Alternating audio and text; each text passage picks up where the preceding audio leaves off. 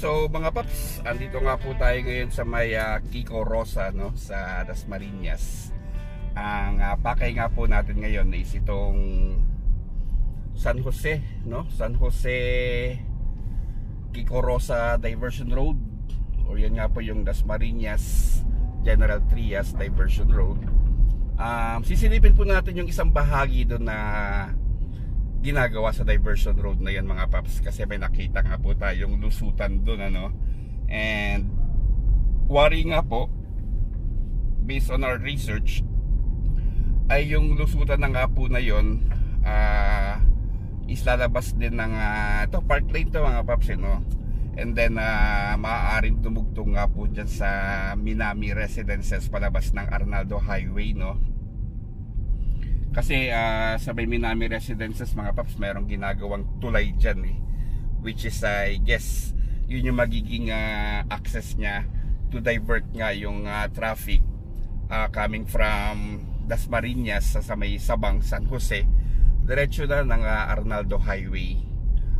Maaari po mga paps siguro ay mas maganda i-plot po natin ito sa mapa, no?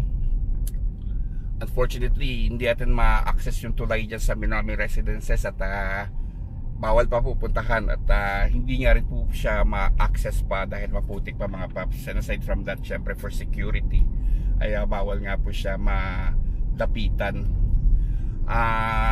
Again, ilalagay na nga lang po natin sa mapa yung plot nitong mangyayari sa diversion road. Hindi po siya 100% accurate mga paps, but ayun nga po, based sa aming research ay maaaring ito nga po yung magiging route niya. And then pagkakaalam din po namin yung ginagawang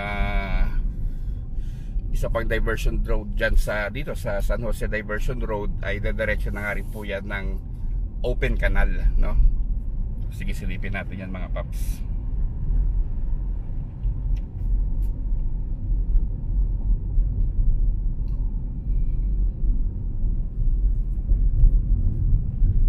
So ito na po yan mga paps, no? So I guess last year yata nagbukas to no? Hindi ako nagkakamali.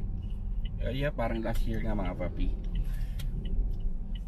And then ito nga po, no, pag diniretso pa natin doon palabas naman ng Arnaldo Highway, dyan naman sa may All Home sa Barangay Santiago yata yan, kung hindi ako nagkakamali, no? So ito na nga mga paps, yung San Jose Kiko Rosa or ang Dasmariñas General Trias Diversion Road. So durugtog pa nga po ito hanggang dyan sa Arnaldo Highway, and then papasok pa nga po ito sa Mayor's Drive, no? So yun po yung mga spur networks ng dito nga po sa atin sa Cavite. Konektado na nga po yan lahat, no? Dasma, Imus, Gentry, Tanza. Yun po yung mga ruta na ginagawa mga paps. So itong diversion road na ito ay na-vlog na nga rin po natin to, no, nung opening niya. Ito na yata yun sa kapasa mo yun. Oh, ito nga.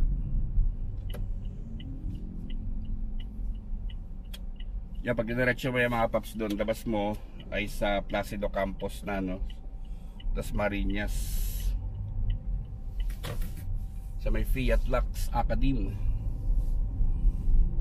Ito again, ito dinaanan natin to mga paps, no. Ito yung padiretso ng open canal, and then durugtong nga rin po ito doon sa may Minami Residences palabas ng Arnaldo Highway.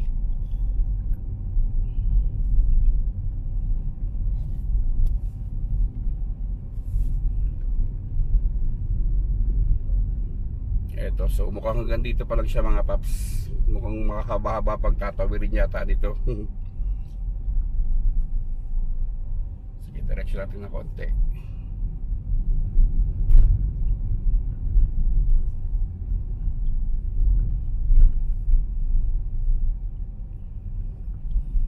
Mahaba-haba na rin pala ng semento dito, no?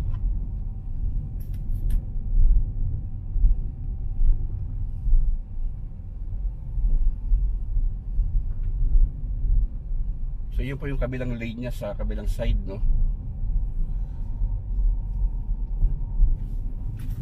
So again,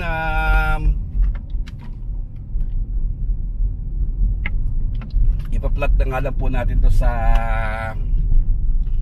mapa mga paps para mas malinaw.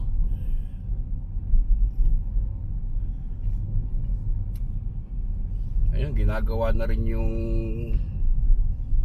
kabilang banda ng ng kalsada, kabilang side. Mga center lights na rin pala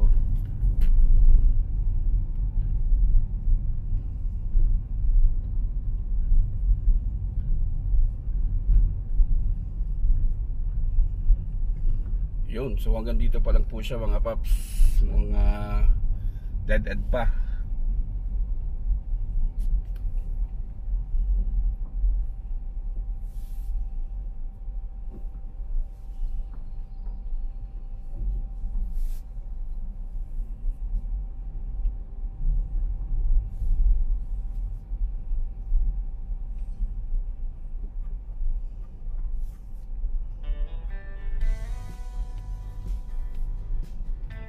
Pero naka-ready na yung kalsada sa kabila mga paps yung center island niya Yun, so makakabalayo pang tatahakin ito mga paps.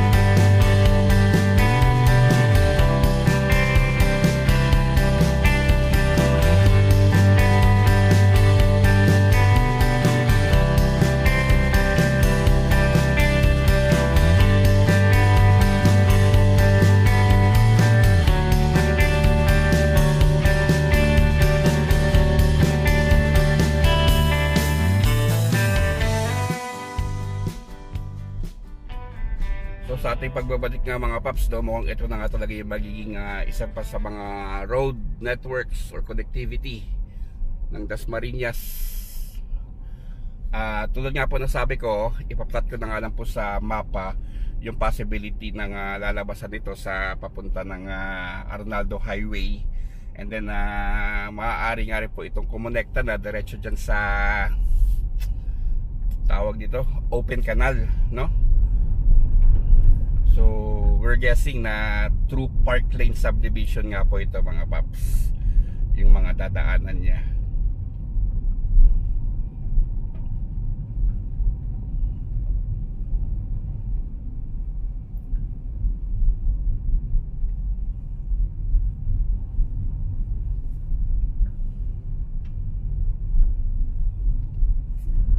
Ginagawa na rin pala ng riprap dito.